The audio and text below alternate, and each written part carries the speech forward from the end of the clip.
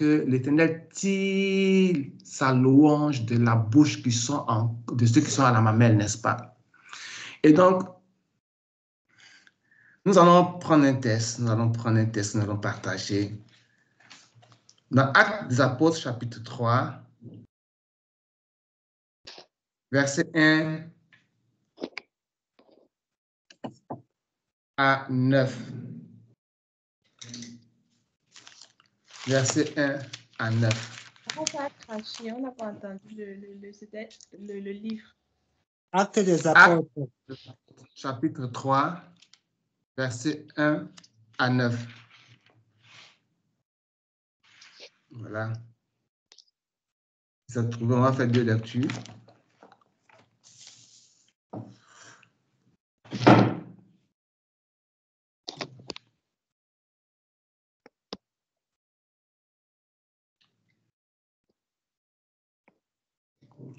Quelqu'un peut lire? Okay. Actes des Apôtres, chapitre 3, du verset 1 à 9. Pierre et Jean montèrent ensemble au temple à l'heure de la prière. C'était la 9e heure. Il y avait un homme boiteux de naissance comme porteur et comme placeur tous les jours à la porte du temple appelé la Belle, pour qu'il demande l'aumône à ceux qui entrèrent dans le temple. Cet homme, voyant Pierre et Jean qui allèrent y entrer, leur demanda l'aumône. Pierre, de même que Jean, fixa les yeux sur lui et dit, « Regarde-nous. » Et ils les regardèrent attentivement, s'attendant à recevoir d'eux quelque chose. Alors Pierre lui dit, « Je n'ai ni argent ni or, mais ce que j'ai, je te le donne. Au nom de Jésus-Christ de Nazareth, lève-toi et marche. » Et le prenant par la main droite, ils le firent lever au même instant, ses pieds et ses chevilles devinrent fermes. D'un saut, il fut debout et ils se mirent à marcher. Ils entrèrent avec eux dans le temple, marchant, sautant et louant Dieu. Et tout le monde le virent marchant et louant Dieu. Amen. Amen. Amen. Amen. Seigneur, ok. Une version différente, s'il vous plaît. Ok. Version Semeur. Un jour, Pierre et Jean montèrent au temple pour la prière à 3 heures de l'après-midi. On était juste en train d'y porter un infirme. C'était un homme paralysé depuis sa naissance. On l'installait tous les jours à l'entrée de la cour du temple, près de la porte appelée la Belle Porte, pour qu'il puisse demander l'aumône à ceux qui se rendaient au sanctuaire. Quand il vit Pierre et Jean qui allaient pénétrer dans la cour du temple, il leur demanda l'aumône. Les 2 apôtres fixèrent les yeux sur lui. « Regarde-nous, lui dit Pierre. » L'infirme les regarda attentivement. Il pensait qu'il allait recevoir d'eux quelque chose. Mais Pierre lui dit, « Je n'ai ni argent ni or, mais ce que j'ai, je te le donne. Au nom de Jésus-Christ de Nazareth, lève-toi et marche. » Et en même temps, il le prit par la main droite et le fit lever. Aussitôt, ses pieds et ses chevilles se raffermirent. D'un saut, il fut debout et se mit à marcher. Il entra avec eux dans la cour du temple. Il marchait, il sautait de joie et louait Dieu. Tout le monde le vit ainsi marcher et louer Dieu. Amen. Amen. Amen. Je reprends rapidement les versets 8 et 9. D'un saut, il fut debout et il se mit à marcher. Il entra avec eux dans le temple, marchant, sautant et louant Dieu. Et comme si ça ne suffisait pas, parce que Dieu ne fait rien en cachette, la parole déclare, verset 9, « tout le monde, je répète, tout le monde, tous ceux qui étaient dans le temple, tout le monde le vit marchant et louant Dieu. Alléluia. Alléluia. Voici quelque chose qui s'est passé, qui a changé la destinée d'un homme et qui a changé le cours de l'histoire des hommes qui en ont été l'auteur. Parce que Dieu veille sur sa parole pour l'accomplir. Parce que l'Éternel est le Dieu Tout-Puissant. Parce qu'il dit qu'on ne peut le comparer à personne. Voici quelqu'un que le monde et que le péché avaient condamné à ne pas connaître la joie, avait condamné à ne pas louer Dieu. Quelqu'un qui était obligé de quémander de l'argent. Parce qu'on n'a rien fait d'autre que de lui enseigner à quémander. Voyez un peu, la parole dit que pendant que les apôtres partaient prier, cet homme-là, il n'aspirait à rien de la part de Dieu. Il ne se connectait en rien aux choses de Dieu. Tout ce qui l'intéressait, et tout ce qui l'intéressait, ceux qui le portaient, était qu'il aille se mettre là-bas, à la porte nommée la Belle, devant le temple, et qu'il tende la main, qu'il ait un visage pitoyable, qu'il exprime la tristesse, et qu'à cause de cette situation de pitié que les gens voient sur lui, on lui donne quelques pièces. Depuis sa naissance. Depuis sa naissance. Voici comment est-ce que Satan a biaisé la destinée de quelqu'un. Voici comment est-ce que l'ennemi s'est cru capable de pouvoir ainsi ruiner la vie de quelqu'un. Ruiner la vie de quelqu'un. Un homme qui était appelé à louer Dieu, qui a été réduit à la mendicité notoire, à la mendicité chronique, à la mendicité au point où tous ceux qui partaient au temple le connaissaient comme le mendiant de la porte nommée la Belle. Et tenez-vous bien, pendant qu'on lisait quelque chose a sauté dans mon esprit, la porte qui est nommée la Belle, on y dépose quelque chose qui est laid. Comment on peut déposer de la mendicité à côté de la beauté? Comment quelque chose qui est beau est affecté des caractères de mendiant? Mais Dieu qui connaît toutes choses va relever le nom de cette porte-là. Elle aussi, elle a souffert. Elle a supporté ce mendiant-là tout ce temps qu'il était là. Elle a supporté, la porte a supporté la présence du mendiant. Une belle porte avec un mendiant. C'est comme dans une belle maison, on y trouve des déchets. C'est un cadre qui est vraiment laid. Ce n'est pas intéressant. Mais Dieu a été patient. Et Dieu a été vraiment très patient pour attendre que l'heure de la délivrance de cet homme-là sonne. Et cette délivrance a passé par deux personnes, deux témoins, deux disciples qui ont aspiré comme toi et moi à la pluie, qui sont disposés comme toi et moi dans la prière. Quand on remonte dans les passages, dans les chapitres précédents, la parole dit qu'il persévérait. Il persévérait dans la prière. Il persévérait dans l'enseignement. Il persévérait dans la communion fraternelle. Bon, je ne sais pas s'ils ont jeûné ensemble, mais en tout cas, c'est ce qui est noté dans la parole.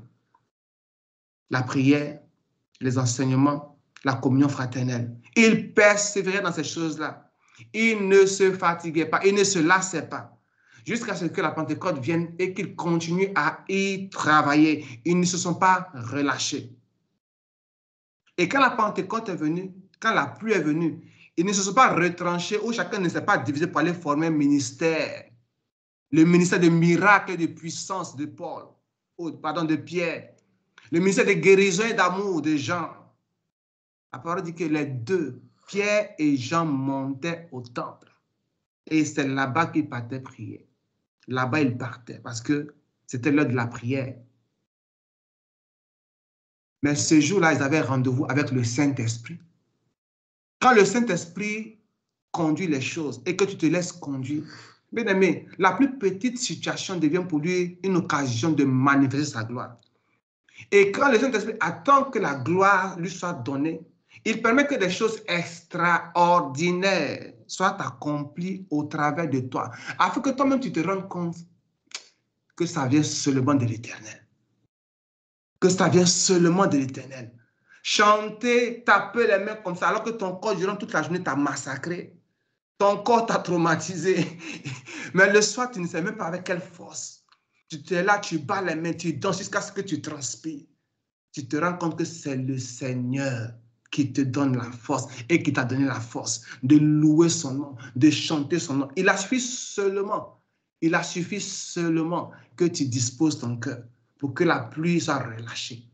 Et c'est comme ça que le Seigneur continuera à agir. C'est comme ça que le Seigneur continuera à se manifester.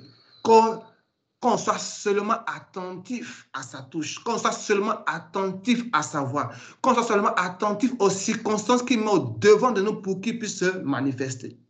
Et comme je le disais dans la situation de louange où nous sommes entrés, quelqu'un aussi devait louer l'Éternel. Quelqu'un qui apparemment n'était pas destiné à louer l'Éternel, que Satan avait emprisonné dans la mendicité notoire et chronique. Il était là, boiteux de naissance, nous dit la parole, assis là-bas. Et gloire à Jésus, il n'a pas méprisé Pierre et Jean. Il n'a pas méprisé les serviteurs de Dieu. Il ne connaissait pas leur poche. Il ne connaissait même pas leur identité.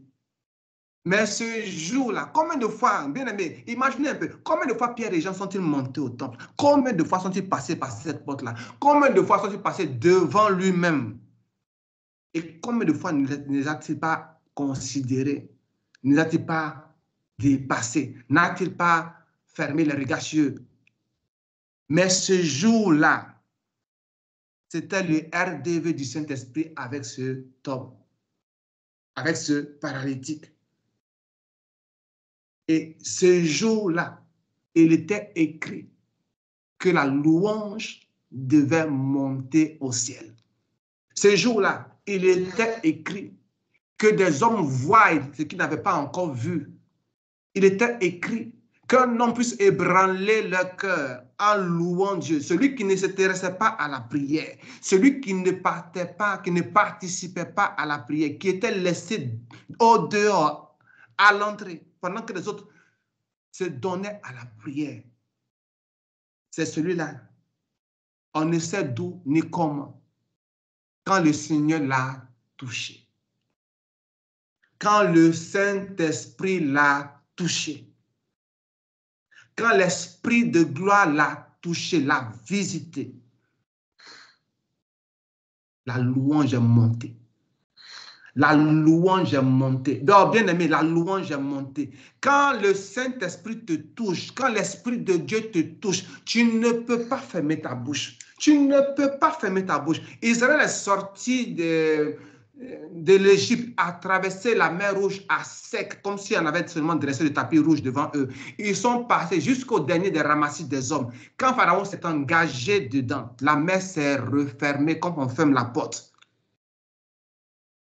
La louange a été instantanée. Et ils ont dit, qui est comme toi? Qui est comme toi, ô Éternel, parmi les dieux? La parole dit qu'ils ont chanté, ils ont sonné les instruments, ils ont dansé. La louange est venue instantanément parce que le Seigneur s'est glorifié. Le Seigneur s'est manifesté. Le Seigneur a fait des choses qui ont dépassé leur entendement.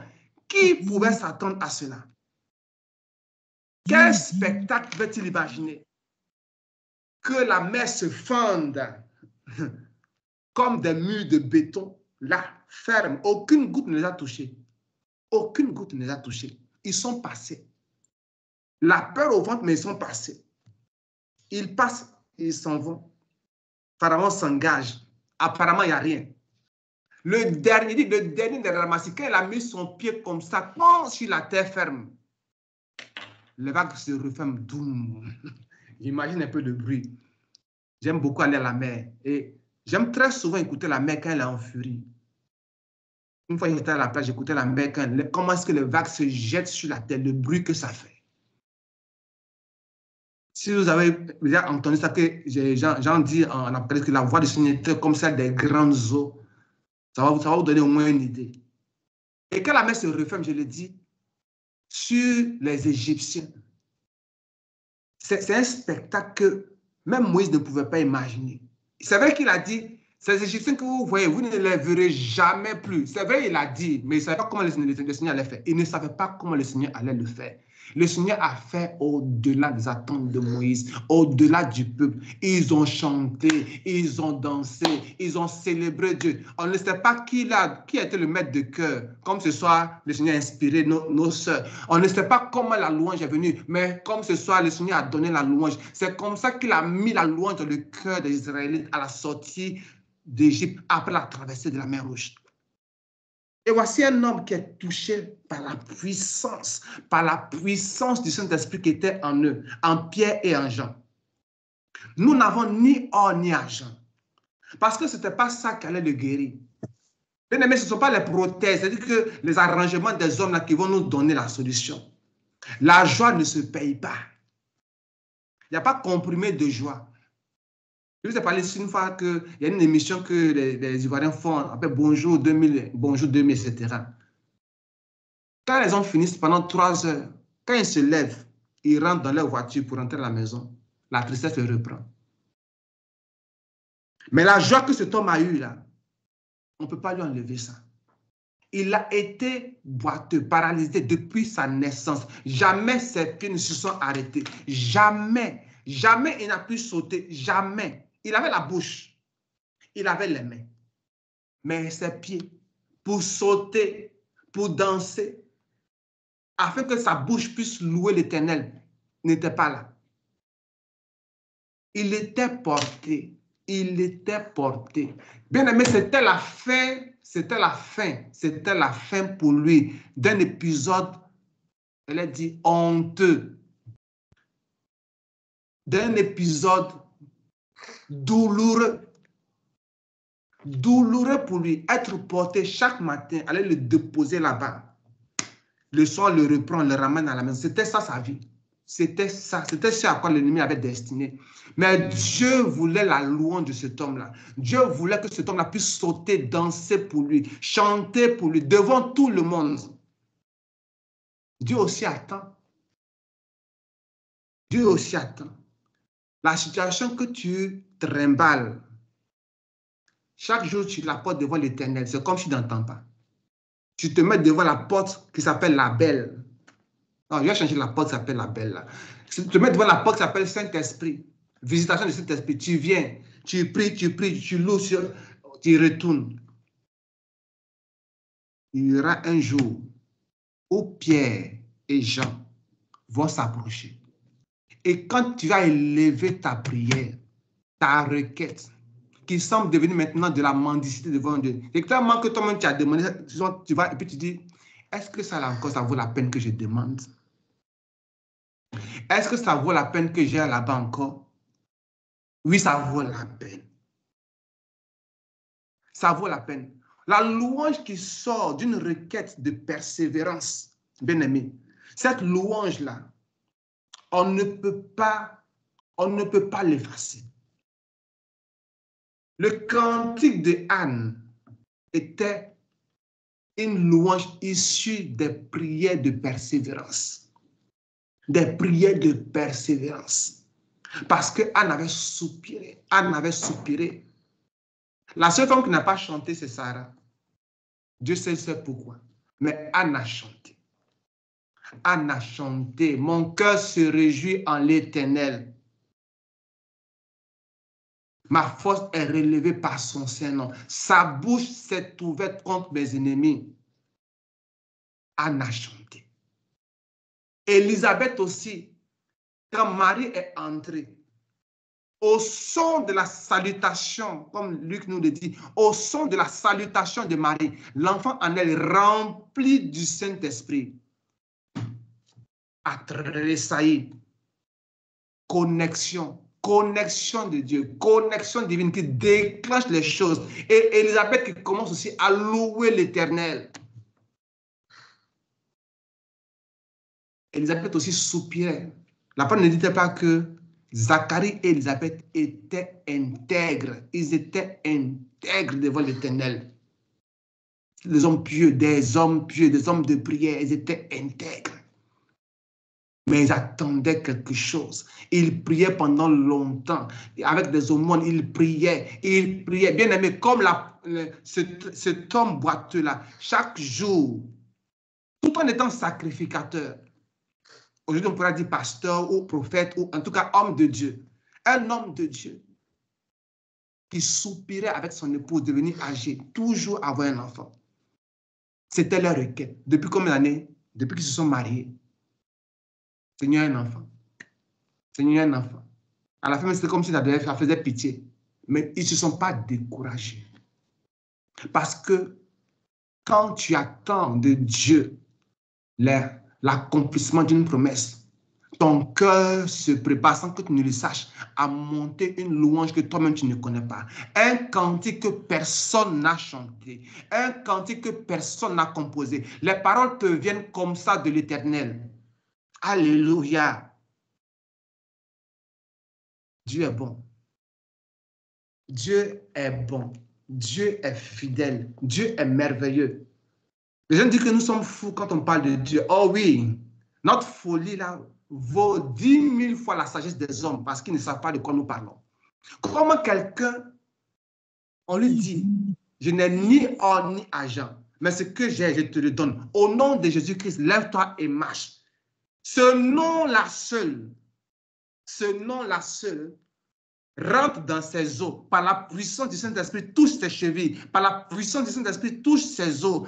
Par la puissance du Saint-Esprit, affermit ses jambes. Imaginez quelqu'un qui n'a pas marché pendant 20 ans. Ses muscles sont flats, comment dire, flasques, comme je ne sais plus quoi. Mais en tout cas, ses muscles ne sont pas tonifiés. Donc, ça serait un peu compliqué pour lui de marcher parce qu'il va marcher en boîte. Non, non. La parole dit quoi? Attendez que je trouve ça rapidement. D'un saut. Quelqu'un qui n'a pas marché pendant longtemps, il saute. Si ce n'est pas le Saint-Esprit, bien aimé. Si ce n'est pas le Saint-Esprit qui peut faire bondir quelqu'un comme ça qui n'a pas marché depuis longtemps. D'un saut, il fut debout. Et il se mit à marcher, pas à dandiner. Il se mit à marcher. Et quand il a vu que lui-même, il a marché, quand il a réalisé qu'il marchait, il ne pouvait pas que faire autre chose, sinon de louer l'Éternel, de louer l'Éternel, de louer l'Éternel. Nous louons l'Éternel pour ce qu'il fait, pour ce qu'il fait et pour ce qu'il fera.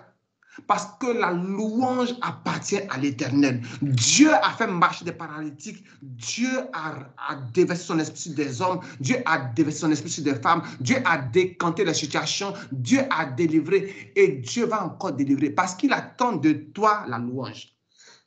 Pas une louange que nous sommes en train de chanter des cantiques de quelqu'un d'autre. S'il te plaît. Dieu attend que tu lui adresses une louange qui vient de ton cœur, une louange que personne n'a écrite. Quand toi-même tu regardes la situation dans laquelle il t'a fait sortir, tu vas composer un chant. Mais ce sont 2 mots seulement. Alléluia, amen. C'est un cantique. Dieu attend de toi la louange. Bien-aimé, n'attends pas que comment on dit ça? Que ça soit un jour préfixé. N'attends pas non plus qu'il y ait des circonstances extraordinaires qui viennent avant. Non, non. C'était une situation simple. Un jour de prière comme ça, aussi simple comme nous sommes. Un temps de prière aussi banal que cela puisse être. Ne négligeons jamais, jamais la présence de Dieu. Ne négligeons jamais, jamais un homme de Dieu. Ne négligeons jamais, jamais un enfant de Dieu, parce que tu ne sais même pas si c'est lui qui va t'apporter la solution. Tu ne sais pas si c'est lui qui est ton miracle qui est là. Tu ne sais pas. J'ai dit, cet homme-là, combien de fois n'a-t-il pas vu Pierre et Jean monter au temple? Dites-moi. Dites-moi. Ils étaient à Jérusalem là, après que Jésus soit parti. jusqu'à la Pentecôte. Après la Pentecôte. La parole dit qu'eux, ils persévèrent dans la prière, dans les enseignements, dans la communion fraternelle. Ils partaient à la prière. Ils passaient devant cette porte-là. Ils sortaient, ils entraient, ils sortaient. À quelle heure, je ne sais pas. Cet homme-là était là-bas tous les jours. Il est écrit, tous les jours, on le portait là-bas. Tous les jours. Tous les jours, tu passes avec quelqu'un. Tous les jours, tu échanges avec quelqu'un, avec un bien-aimé, avec une bien-aimée. Tu ne sais pas quel jour Dieu a fixé pour que ce bien-aimé-là soit la clé de ton miracle, afin que la louange puisse sortir de ton cœur et être exprimée par ta bouche envers l'Éternel. Dieu attend de toi la louange, mais ne néglige pas les facteurs qui sont autour. Ne néglige aucun facteur. Dieu n'a rien négligé. Dieu ne néglige rien, bien aimé. Si l'âne a pu parler à Balaam, depuis quand un âne parle-t-il? Dieu fait tout. Dieu peut tout faire. Ne négligeons rien, bien aimé. Je me parle à moi-même. Ne négligeons rien. Jean-Claude ne néglige rien. Ne néglige rien. Parce que la plus petite personne, Berika peut venir m'imposer les mains. Si je néglige le fait que Berika m'impose les mains et qu'il peut me transmettre quelque chose, alors j'ai perdu quelque chose là. Ne négligeons rien. Ne méprisons rien. Parce que Dieu se saisit de n'importe quoi, de n'importe qui, pour accomplir des choses extraordinaires. Extraordinaires. Avec un bois, Élisée a fait surnager le fer. Avec un bois, il a fait surnager le fer. Avec la farine, il a purifié la nourriture des fils des prophètes. Qu'est-ce que Dieu ne peut pas faire? C'est à nous de comprendre que Dieu peut tout faire. Parce que en comprenant cela, il attend que nous soyons actifs, que nous soyons réactifs et que notre louange puisse s'élever vers lui. Le bien-aimé dont a parlé ma femme hier, maman Philo, ce frère-là, si je vous dis comment on s'est rencontrés, et si on l'avait négligé, on n'aurait pas eu aujourd'hui cette amitié que nous avons, cette fraternité que nous avons. Mais comment Dieu a conduit les circonstances pour que nous nous approchions de ce frère, que nous puissions échanger après le culte et qu'après le culte, nous puissions continuer à échanger pendant qu'il se mettait lui-même à part parce qu'il commençait à fréquenter la communauté. Et il ne se sentait pas dans la communauté, il se sentait vraiment en dehors de la communauté. De ce faible commencement, Dieu en a fait asseoir une amitié qui dépasse notre entendement. Et c'est cet homme-là que Dieu a utilisé dans notre vie pour nous soutenir comme un corbeau qui a soutenu Élie dans les temps de difficulté. Bien-aimé, quand on a vu ça, on a seulement loué l'Éternel. On a seulement loué l'Éternel. Un Italien qui a fait un marché africain pour donner à des Africains. Si ce n'est pas Dieu qui touche le cœur de cette personne. Je ne sais pas d'où viendra ton miracle. Je ne sais pas d'où viendra l'instrument pour que tu puisses faire monter à l'Éternel la louange qu'il attend de toi. Je ne sais pas d'où, mais je sais que Dieu a déposé dans ton cœur la louange et qu'il attend qu'elle puisse monter à lui. Parce qu'il y avait la louange. S'il n'y avait pas, s'il n'y avait rien dans cet homme-là, il n'aurait pas élevé la louange vers Dieu. Parce qu'un homme ne peut donner que ce qu'il a reçu du ciel. Jean a dit ça. Un homme ne peut transmettre que ce qu'il a reçu du ciel. C'est que cet homme-là a reçu alors la louange. C'était en lui, mais il ne le savait pas. Autant opportun, quand il s'était à taper, à se déclencher, il a loué l'Éternel. Il a sauté. Il a dansé. Et la parole dit, tout le monde. Tout le monde. C'est quelque chose que Dieu a fait pour que tout le monde voie que c'est l'Éternel seul qui pouvait le faire. Ce n'est pas quelque chose que Jean-Claude a fait. Non, non. Si Jean-Claude fait, tout le monde ne verra pas. Si Papa Gaël fait, tout le monde ne verra pas. Si, Papa Yannick, la soeur Hélène, maman Jeanne, en tout cas, chacun de nous ici, si on fait, personne ne verra. Mais quand l'Éternel fait, tout le monde verra. Tout le monde verra que c'est l'Éternel qui a fait. Et tout le monde s'étonnera. Parce que la dimension d'action de l'Éternel dépasse n'importe quel niveau. N'importe quel niveau. Personne ne peut débloquer ce niveau-là. Quand Dieu opère, personne ne peut arriver à ce niveau-là. C'est impossible. Il entra avec eux dans le temple, marchant, sautant et louant Dieu. Et louant Dieu. Et louant Dieu. Bien-aimés, nous sommes là pour louer l'Éternel. Nous sommes là pour louer l'Éternel avec ceux qui nous ont appris à louer l'Éternel. Ça peut être seulement pour quelques instants, mais nous, notre louange doit continuer. Parce que nous reconnaissons que Dieu a agi. Nous reconnaissons que Dieu s'est manifesté. Nous reconnaissons que Dieu s'est glorifié au-delà de ce qu'on pouvait attendre. En nous détachant, en nous séparant d'une situation qui nous maintenait dans l'esclavage, qui nous maintenait vraiment dans une vie, j'allais dire de misère, vraiment de misère, que ce soit au niveau spirituel, au niveau relationnel, au niveau matrimonial, au niveau psychologique, au niveau professionnel. En tout cas, c'est l'Éternel seul. Je vais terminer pour dire que, quel que soit le temps que ta prière fait ou a fait, ne crois pas que tu sois en train de mendier à l'Éternel. Il dit de persévérer dans la prière. C'est écrit ou c'est pas écrit? Il nous a dit de persévérer dans la prière. Alors, persévère dans la prière. Cet homme pouvait refuser d'aller au temple ce jour-là. Il pouvait dire non, vraiment, je suis fatigué, je ne vais pas au temple. C'est bon comme ça, ma vie là ne vaut plus rien. C'est mieux que je meure. C'est bon comme ça. Rester à la maison puis pleurer sur son sort. De toutes ses larmes. Comme on aime souvent le faire quand nous, les chrétiens, on dit que c'est trop chaud, on pleure. Mais Dieu a permis que cet homme-là puisse partir.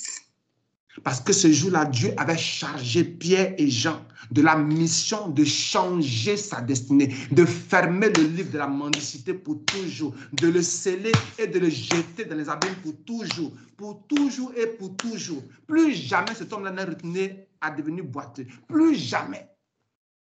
Le Seigneur a ouvert maintenant le livre qu'il avait prévu pour lui, sa destinée. Un homme qui marche, un homme qui loue Dieu.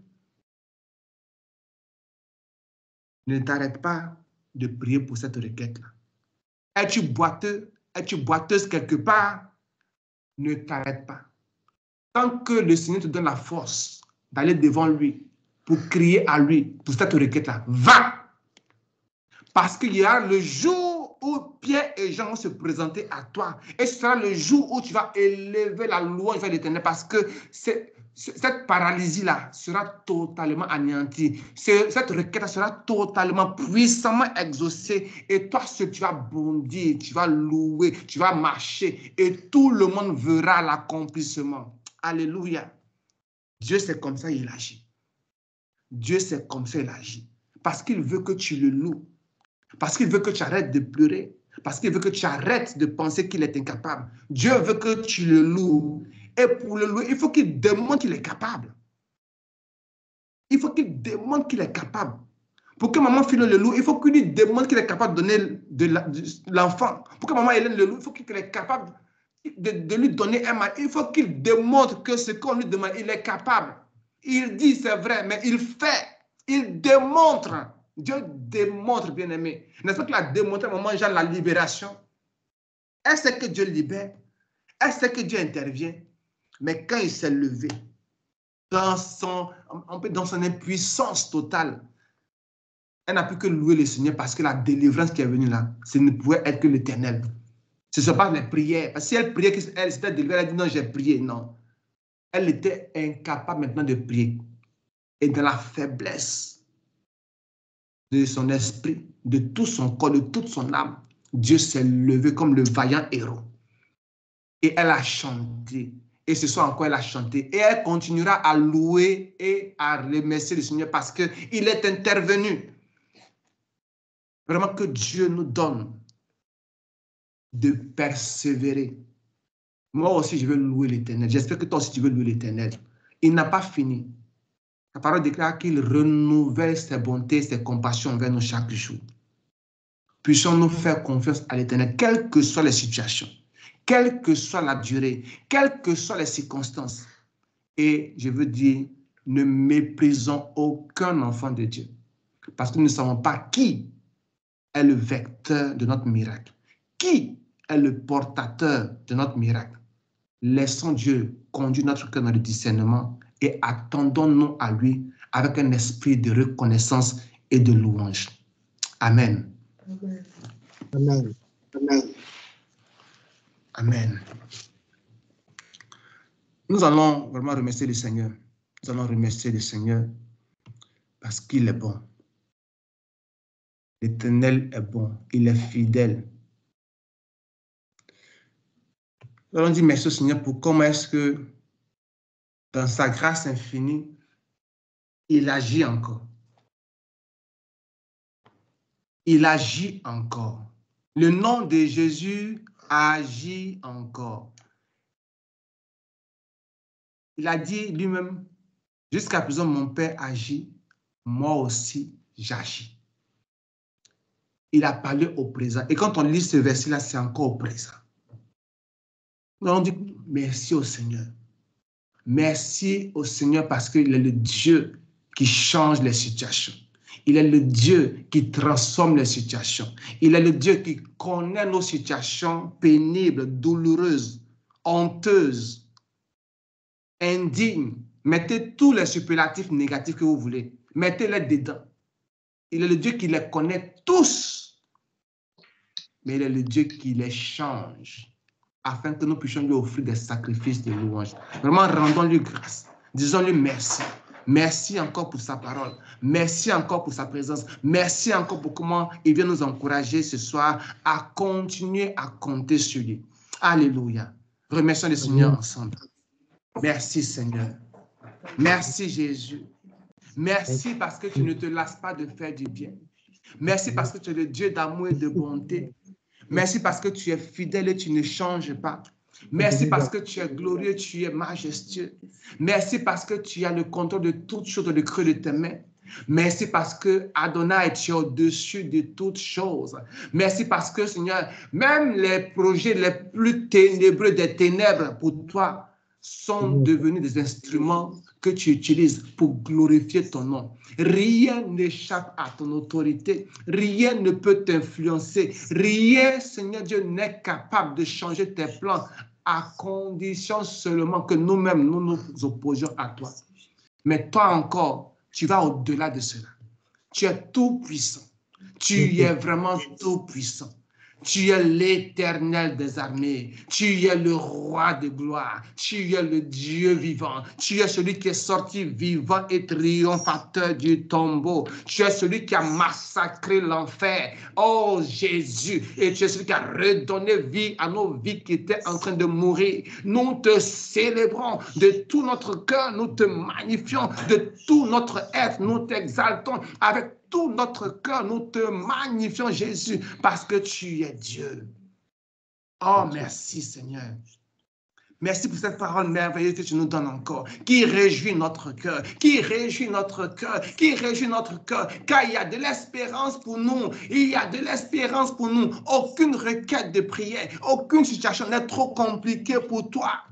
Tu ne te lasses pas de nous entendre. Tu ne te lasses pas de voir nos difficultés parce que tu as prévu quelque chose pour changer, Seigneur, ces difficultés en des sujets de louange, Seigneur.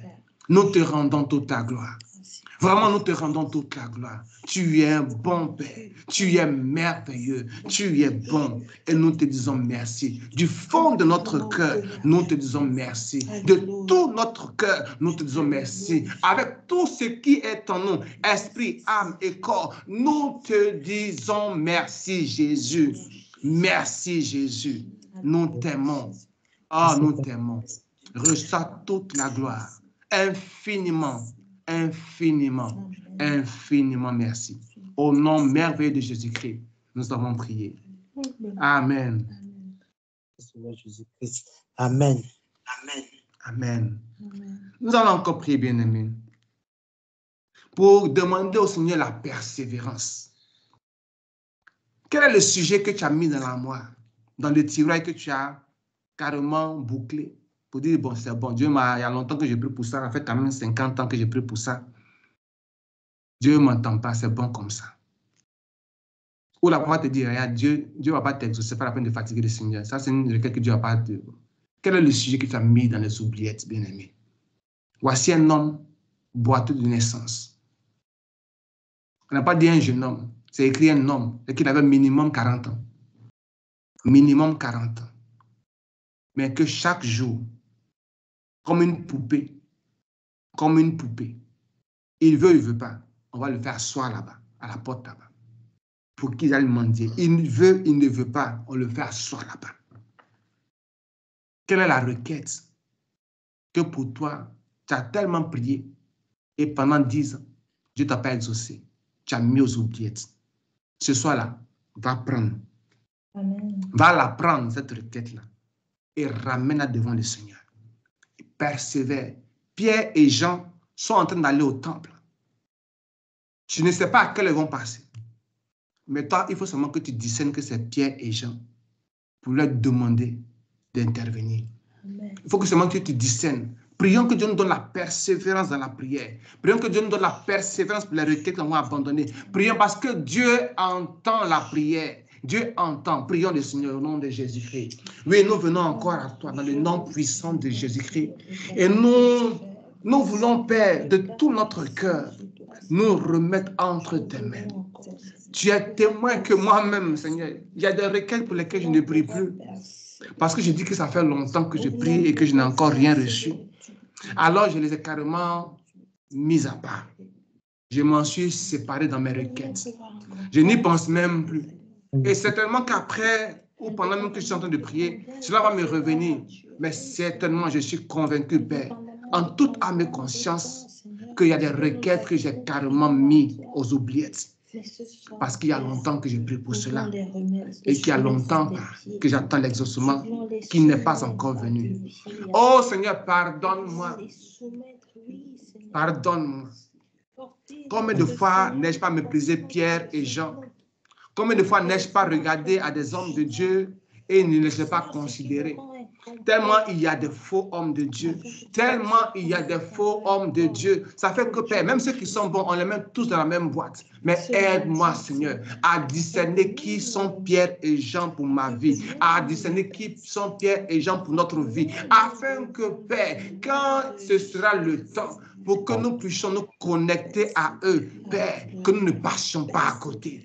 Car ce sont eux qui ont détenu le miracle, Seigneur, pour cet homme paralytique, qui l'ont fait lever, qui l'ont fait marcher en ton nom. Père, certainement ces hommes de Dieu qui sont Pierre et Jean, que je méprise, que nous méprisons, que nous ne regardons pas, que nous n'observons pas, mais qui ont la clé de notre requête, qui ont, Seigneur, l'exaucement entre les mains. Permets que nos regards puissent s'ouvrir sur eux, que nos regards spirituels puissent s'ouvrir sur eux, que nous puissions discerner que ce sont eux tes serviteurs, et que, Père, nous puissions nous connecter à eux. Nous puissions nous connecter à eux. Seigneur, détruis en nous tout préjugé. Détruis en nous, Seigneur, toute caricature. Détruis en nous, Seigneur Dieu, tout ce qui est limitation. Parce que le Saint-Esprit n'est pas limité. Le Saint-Esprit n'est pas limité. Le Saint-Esprit n'est pas limité. Mais c'est nous qui te limitons. Et en te limitant, Seigneur, nous ne recevons pas le miracle. Car tu attends de nous la louange à partir de l'accomplissement de ces requêtes-là, Seigneur. Aide-nous à persévérer. Aide-nous à persévérer. Que nos yeux spirituels s'ouvrent. Que nos yeux spirituels s'ouvrent afin que nous discernions ces gens, ces Pierre, Seigneur, qui viennent à la porte pour qui, Seigneur Dieu, nous avons été destinés à être, oh Père, instruments de louange au travers de leurs mains. Père, permets qu'eux aussi puissent s'arrêter quand nous allons les interpeller. Dans le nom de Jésus-Christ, afin que la connexion soit parfaite et que ton nom soit encore loué, parce que tu es le Dieu qui mérite la louange de tes enfants. Éternel, merci de fortifier nos cœurs. Merci de fortifier nos cœurs.